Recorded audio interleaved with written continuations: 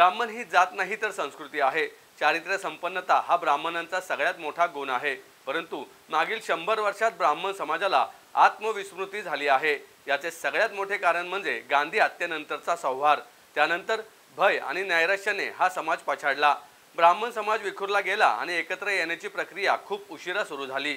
मुलामुलींना शिकवा आणि परदेशी पाठवा हे धोरण अवलंबले गेले। फुले शाहू आंबेडकर यांचा महाराष्ट्र असे म्हटले जाते, परंतु टिळक सावरकर चिपळूणकर यांचा महाराष्ट्र म्हटले जात नाही, असं मत ज्येष्ठ अभिनेते राहुल सोलापूरकर यांनी व्यक्त केले।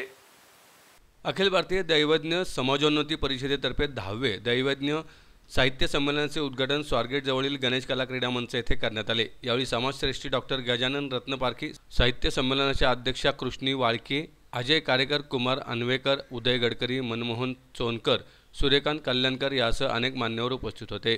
कार्यक्रमात 3 पुस्तकांचे प्रकाशन झाले। यावेळी संदीप गजानन पावसकर यांना गडकरी प्रतिष्ठानच्या पुरस्काराने तर चंद्रशेखर दाभोळकर यांना नाथ माधव साहित्यिक पुरस्कार देऊन गौरवण्यात आले। राहुल सोलापूरकर म्हणाले, ज्ञान संवर्धनात मोठेपणा मानणारा ब्राह्मण समाज आहे। ब्राह्मण समाजाने इतर समाजाच्या उत्थानासाठी काम केले। सगळ्या समाजाला एका स्तरावर आणून समाजाचा सांस्कृतिक स्तर उंचवण्याचे सर्वाधिक काम ब्राह्मणांनी केले, हे विस्मृतीत जाऊ नये असेही त्यांनी सांगितलं। आपापल्या क्षेत्रात दैवज्ञ आणि इतर ब्राह्मण समाजाने उंची गाठली आहे। समाजाचा इतिहास मोठा आहे, पण ते पुढच्या पिढीकडे सोपवणे देखील तितकेच महत्त्वाचे आहे, तरच समाज मोठा होतो असेही यावेळी त्यांनी सांगितले। डॉक्टर गजानन रत्नपारखी यांनी यावेळी मनोगत व्यक्त केलं। सरचिटणीस चंद्रशेखर दाभोळकर यांनी प्रास्ताविक केलं, तर श्याम भुरके यांनी सूत्रसंचालन केलं। अतिशय शोकेस भरलेले असतात। अरे वा, तुमच्याकडे हे का असं म्हणून काढावं तर त्या पुस्तकाचा प्रिंटिंगचा वास तसाच असतो, कारण जेवढं विकलं गेलंय त्याचे निम्मच वाचलं जातं आणि सगळ्यात शेवटचा भाग असा असतो जेवढं वाचलं जातं त्याचे निम्मच कळतं। अशा साहित्यिक उतरंडीमध्ये आपल्या समाजाची लोक काही वेगळी भर, आपली ओंजळ त्याच्यामध्ये घालतायत, हे फार महत्वाचं आहे। पण ही तेवढ्यापुरतीच न थांबता हा ओघ, ज्याला आपण खऱ्या अर्थाने अग्निहोत्रामध्ये सातत्याने समिधा टाकत राहणं म्हणतो, तशा पद्धतीने सातत्याने होत जावा अशी मनापासून इच्छा आहे। त्याचं कारण असं की जसजशी आक्रमणं वेगवेगळ्या विचारांची येत जातात तसतसे आपण आणखीन आपल्या समाजापासून, आपल्या विचारांपासून, आपल्या संस्कृतीपासून दुरावतो। मधल्या 20-25 वर्षात पश्चिमेच्या विचारांच्या आक्रमणातनं किती बदल झाले आपल्या संस्कृतीत हे आपल्या लक्षात आलेलं आहे। म्हणजे कोणावरती टीका म्हणून नाही, पण आपल्याकडे कधी केक कापण्याची पद्धत नव्हती। मगाशी मी बोलताना पटकन म्हणलं पुढच्या वेळेला हा बदल तुम्ही करायला हरकत नाही असं माझं मत। दिव्यानी दिवा प्रज्वलित करायचा अशी आपल्याकडे प्रथा आहे, म्हणून मी मेणबत्ती हातात घेतली नाही की मी काडेपेटीने पेटवीन, पण मेणबत्ती ही आमची संस्कृती नाही। तेलाच्या दिव्यानीच पुढच्या वेळी एक निरांजन ठेवा आणि त्यातनं पेटवा। मी बहुतेक ठिकाणी हा आग्रह करतो की हे केलं पाहिजे। आपल्याकडे वाढदिवस साजरा करताना ओवाळलं जातं, तिलक लावला जातो, तलवारीने केक कापण्याची पद्धत आपल्याकडे नाही। हे मुद्दाम सांगितलं कारण तसे व्हिडिओज फिरतात सध्या। त्यामुळे आपली संस्कृती एकीकडे जपायची आणि दुसरीकडे आधुनिकतेला गवसणी घालायची, हाच विषय ब्राह्मणांकडनं पूर्वीपासून झाला आणि तो इथून पुढेही चालू राहायला पाहिजे। त्यामुळे संस्कृतीची पाळंमुळं घट्ट ठेवत भविष्याचा वेध घेत काम करत राहणं हे फार महत्वाचं आहे आणि ते समाजाकडनं चांगल्या पद्धतीनं होऊ शकतं। त्याची चिन्ह या साहित्य संमेलनाच्या निमित्ताने आपल्यापर्यंत दिसतील। मी निश्चित असं सांगेन की ही तिन्ही पुस्तकं जी आज प्रकाशित झाली आहेत, याशिवायची सुद्धा इतर पुस्तकं, कारण त्यांनी सांगितलं की वर्तमानपत्रातलं कोणतरी लिहितात त्याही विषयी, अर्थात वर्तमानपत्रात लिहिणारे जसे संजयचे वडील होते तशी पुण्यात एक वेगळी प्रथा पडे बरं का।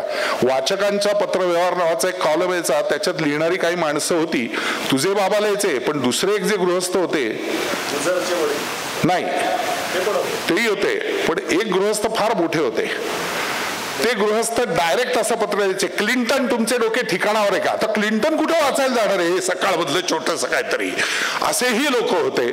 पण तरीही लिखाणाची आवड कमी होत नव्हती त्यांची, काही ना काहीतरी त्यांना मांडावंसं वाटत होतं।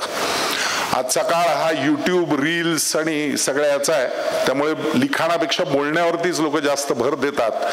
पण रामदासांनी म्हणलंय त्याप्रमाणे दिसा माझी काहीतरी लिहावे, रोज बरे वाचीच जावे, ही फार महत्वाची गोष्ट आहे असं म्हणावंसं वाटतं. आणि ती आपल्या समाजातले जे जे लोक करतायत म्हणून आज या साहित्य संमेलनात उपस्थित आहेत, ते हीच प्रेरणा समाजातल्या आणखीन इतर लोकांपर्यंत पोहोचवतील आणि त्यातून हे साहित्य संमेलन एका वेगळ्या उंचीवरती जाईल.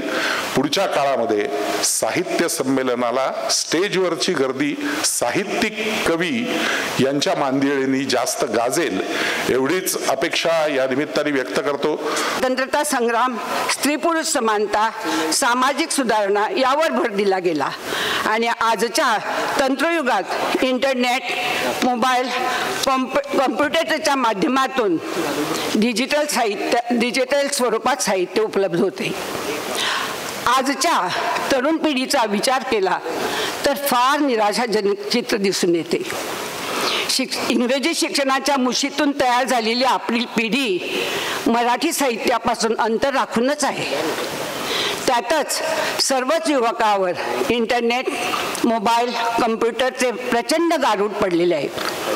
आज ती पूर्णपणे त्याच्या आहारी जाऊन सामाजिकता हरवून बसलेली आहे. अत्यंत चिंतेची गोष्ट आहे. या तरुणाईला समाजाभिमुख कसं करता येईल यावर चिंतन व्हायला पाहिजे. साहित्याने लिहिलं पाहिजे, समाधान शोधलं पाहिजे. तेव्हाच थोडीशी तरुणांना प्रेरणा मिळू शकेल, साहित्याकडे ते वळू शकतील. त्यासाठी आपण प्रयत्न करायला हवेत. मला जन्मापासून ज्या भाषेने बोलते केले ती माझी मातृभाषा कोकणी. ज्या भाषेतून लेखन केले ती माझी मराठी. आणि ज्या भाषेने मला देश विदेशात परिचित केले ती माझी राष्ट्रभाषा हिंदी. यांच्याशी असलेले ऋणानुबंध मान्य करीत माझी सध्या जीवनयात्रा चालू आहे. आपल्या बहुभाषिक देशाला एकतेच्या सूत्रात बांधून ठेवण्यात हिंदीने महत्त्वपूर्ण भूमिका निभावलेली आहे.